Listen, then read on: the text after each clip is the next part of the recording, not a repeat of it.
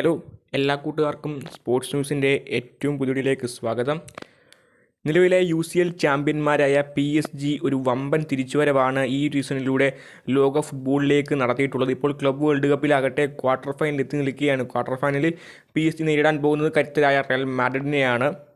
അപ്പോൾ കഴിഞ്ഞ സീസണിലാകട്ടെ PSG സംബന്ധിച്ചോളം മികച്ചൊരു അവരുടെ ചരിത്രത്തിലെ തന്നെ ഏറ്റവും മികച്ചൊരു സീസണാണ് ലൂയിസ് എൻറിക്കെ എന്ന സ്പാനിഷ് പരിശീലകൻ്റെ കീഴിൽ ഇത്രയും യങ് ടീമിനെ വെച്ച് PSG നടത്തിക്കൊണ്ടിരിക്കുക. നിലവിൽ UCL വിജയിച്ചു, ക്ലബ്ബ് ലോകകപ്പിൻ്റെ ഒരു ക്വാർട്ടർ ഫൈനൽ എത്തിയിരിക്കുന്നു, ലീഗ് 1 ജയിച്ചു, നിരവധി കപ്പുകൾ സ്വന്തമാക്കാൻ ഈ സീസണിൽ സാധിച്ചു PSGക്ക്. അതുതന്നെ അവരുടെ ചരിത്രത്തിലെ ഏറ്റവും വലിയ നേട്ടങ്ങൾ ഒന്ന് തന്നെയാണ്. ചരിത്രത്തിൽ ആദ്യമായി UCLയിൽ മുത്തമിടാൻ PSG സാധിച്ചു. അതുതന്നെയാണ് ഏറ്റവും പ്രധാന കാരണം. അപ്പോൾ ഇതിന് പിന്നെ ഒരു പുറകിലെ സക്സസ്, അതായത് ആരാണ് എന്നുള്ള കാര്യമാണ് നോക്കുന്നത്. തമിഴിൽ കണ്ട പോലെ തന്നെ ലൂയിസ് എൻറിക്കെ എന്ന സ്പാനിഷ് പരിശീലകൻ തന്നെയാണ്, അതിന് തന്ത്രം തന്നെയാണ് PSG ഈ ഒരു നിലവാരത്തിലേക്ക് ഉയർത്താൻ സാധിച്ചത്. 2023 ലൂയിസ് എൻറിക്കെ എന്ന സ്പാനിഷ് പരിശീലകനെ PSG അവരുടെ ഹെഡ് കോച്ചായി നിയമിക്കുന്നത്. ലൂയിസ് എൻറിക്കെ ആകട്ടെ അതിനു മുമ്പ് സ്പാനിഷ് നാഷണൽ ടീമിൻ്റെ പരിശീലകനായിരുന്നു. അതിനു മുമ്പ് താരം ബാഴ്സലോണ അടക്കമുള്ള വമ്പൻ ക്ലബ്ബുകളുടെ പരിശീലകനായിരുന്നു. അപ്പോൾ അതുകൊണ്ട് തന്നെ വലിയൊരു പരിശ്രമത്തുള്ളൊരു കോച്ച് തന്നെയാണ് ലൂയിസ് എൻറിക്കെ എന്ന കോച്ച്. അപ്പോൾ അദ്ദേഹം PSG എത്തുകയും PSGയിൽ വമ്പൻ മാറ്റങ്ങൾ കൊണ്ടുവരാൻ അദ്ദേഹത്തിന് സാധിച്ചു. അതിന് ഈ സക്സസിന് പിന്നിലുള്ള പ്രധാന കാരണമെന്ന് പറയുന്നത് PSGയിലെ യങ് പ്ലേയേഴ്സിൻ്റെ കഴിവ് തന്നെയാണ്. നിലവിലാകട്ടെ ലൂയിസ് എൻറിക്കെ ഒരു ടീമിൽ എത്തുകയും അദ്ദേഹം എല്ലാ ടീമുകളിലും ചെയ്തതുപോലെ തന്നെ PSGയിലും ഒരു റോള് വെക്കുകയുണ്ടായത്. 28 വയസ്സിന് താഴെയുള്ള താരങ്ങൾ മാത്രം എൻ്റെ സ്ക്വാഡിൽ മതി എന്നുള്ള കാര്യം. അതുകൊണ്ട് തന്നെ PSG ആകട്ടെ കഴിഞ്ഞ സീസണിൽ ഒരൊറ്റ താരത്തെ പോലും 28 വയസ്സിന് മുകളിലുള്ള താരത്തെ സൈൻ ചെയ്തിട്ടില്ല. അത് നിലവിൽ ടീമിലുണ്ടായ 28 വയസ്സിന് മുകളിലുള്ള താരങ്ങളെ മറ്റു ടീമുകളിലേക്ക് വിട്ടയക്കുകയും PSG ചെയ്തു. അതുതന്നെയാണ് നിലവിൽ PSG സക്സസിന് കാരണം. നിലവിൽ ലൂയിസ് എൻറിക്കെ തന്നെ ഈ കാര്യം വ്യക്തമാക്കി. അദ്ദേഹം എന്തുകൊണ്ടാണ് ഈ 28 വയസ്സിന് താഴെയുള്ള കളിക്കാരെ സ്വന്തമാക്കുന്നതിൻ്റെ കാരണം എന്ന് വ്യക്തമാക്കിയിട്ടുണ്ട്. മറ്റൊന്നുമല്ല, യങ് പ്ലേയേഴ്സ് ആകുമ്പോൾ നിലവിൽ ലൂയിസ് എൻറിക്കെ പോലൊരു കോച്ചിന് വളരെ എളുപ്പം തന്നെ പരിശീലിപ്പിക്കാൻ സാധിക്കുകയും അവർക്ക് ഒരു കാര്യക്ഷമതയും ഒക്കെ വളരെയധികം ഉപയോഗിക്കാൻ സാധിക്കും.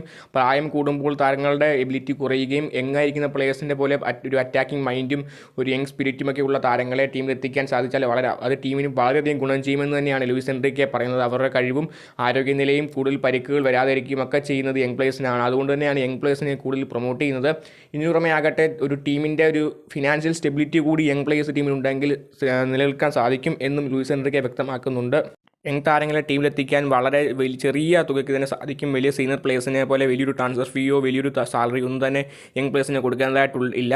നിലവിൽ യങ് പ്ലേയേഴ്സിനെ വളരെയധികം നമുക്ക് ബ്രസീലിയൻ, ഫ്രാൻസ് അടക്കമുള്ള രാജ്യങ്ങളിലുള്ള ജർമ്മനി അടക്കമുള്ള രാജ്യങ്ങളിലെ പ്ലേയേഴ്സിനെ വളരെ തുച്ഛമായ നിരക്കിൽ സ്വന്തമാക്കി മികച്ച പ്ലേയേഴ്സാക്കി മാറ്റി മികച്ച കളി തന്നെ ആ താരങ്ങളിൽ നിന്ന് പുറത്തെടുക്കാൻ ടീമിന് സാധിക്കുകയും ശേഷം എന്നാൽ അവരുടെ ഒരു സാലറി അടക്കമുള്ള കാര്യങ്ങൾ ടീമിലെത്തിച്ച് കഴിഞ്ഞുള്ള ചിലവുകളും സീനിയർ പ്ലേയേഴ്സിനെ പോലെ ഒരു ചിലവ് ഒരിക്കലും യങ് പ്ലേയേഴ്സിന് വരില്ല. അവർ ആദ്യം ഡെബ്യൂട്ട് ചെയ്യുന്നൊരു PSG പോലെ വലിയ ക്ലബ്ബിലേക്ക് വരുമ്പോൾ ഒരിക്കലും പ്ലേയേഴ്സ് ആദ്യം തന്നെ വലിയൊരു സാലറി ഒന്നും ആവശ്യപ്പെടുന്നില്ല. അതുകൊണ്ട് തന്നെ ക്ലബിന് അത് വളരെയധികം ഉപകാരം തന്നെയാണ്.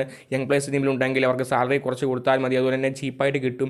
ഇതിനു പുറമെ അവർ നല്ല മികച്ച പെർഫോമൻസ് പുറത്തെടുക്കുകയാണെങ്കിൽ വലിയ തുകയ്ക്ക് വലിയൊരു ട്രാൻസ്ഫർ ഫീ വാങ്ങിച്ച് തന്നെ മറ്റുള്ള വമ്പൻ ക്ലബ്ബുകളിലേക്ക് താരങ്ങളെ കൊടുക്കാനും ഇതോടുകൂടി സാധിക്കുകയും ചെയ്യും. അപ്പോൾ ഇതുകൊണ്ടൊക്കെ തന്നെയാണ് നിലവിൽ PSG ഒരു നിയമം കൊണ്ടുവന്നതും 28 വയസ്സിന് താഴെയുള്ള താരങ്ങളെ മാത്രം സ്വന്തമാക്കുന്നത്. നിലവിലെ PSGയിലെ ഒരു ഏജ് റേഷ്യോ എന്ന് പറയുന്നത് 27 മാത്രമാണ് നിലവിൽ PSGയുടെ ഏജ് റേഷ്യോ. അപ്പോൾ മികച്ച സൂപ്പർ യുവതാരങ്ങളെ വെച്ചാണ് നമ്മൾ ഈ PSG സീസണിൽ UCL അടക്കമുള്ള കിരീടങ്ങൾ സ്വന്തമാക്കിയത്. അപ്പോൾ ക്ലബ്ബ് ലോകകപ്പും PSG സ്വന്തമാക്കുമെന്ന് കണ്ടിനറിയാൻ നിലവിൽ റയൽ മാഡ്രിഡിനെ PSG തോൽപ്പിക്കാൻ ആയെങ്കിൽ നിലവിൽ PSG തന്നെയായിരിക്കും ക്ലബ്ബ് ലോകകപ്പ് ഉയർത്തുക എന്ന് നമുക്ക് ഉറപ്പിച്ചു പറയാൻ സാധിക്കും. അപ്പോൾ കരുത്തരായ റയൽ മാഡ്രിഡിനെ PSG തോൽപ്പിക്കുമോ എന്ന് കണ്ടറിയണം. അപ്പോൾ ലൂയിസ് എൻറിക്കെ എന്ന താരത്തിൻ്റെ ഒരു തന്ത്രം വിജയിച്ചു. മറ്റുള്ള പ്രമുഖ ക്ലബ്ബുകളും ഈ ഒരു തന്ത്രം കൊണ്ടുവരുമോ എന്ന് കണ്ടറിയണം. നിലവിൽ ലിവർപൂളും ഈ ഒരു രീതിയിലുള്ള തന്ത്രം തന്നെയാണ് ഉപയോഗിച്ചുകൊണ്ടിരിക്കുന്നത്. അപ്പോൾ കണ്ടറിയാം എന്തായിരിക്കും PSG ഇനി ചെയ്യുക എന്ന്. അപ്പോൾ ഇതിനെപ്പറ്റിയുള്ള നിങ്ങളുടെ എപ്പോഴും കമൻറ്റ് ചെയ്യുക. വീഡിയോ ലൈക്ക് ചെയ്യൂ, ചാനൽ സബ്സ്ക്രൈബ് ചെയ്തിട്ട് മാത്രം പോവുക.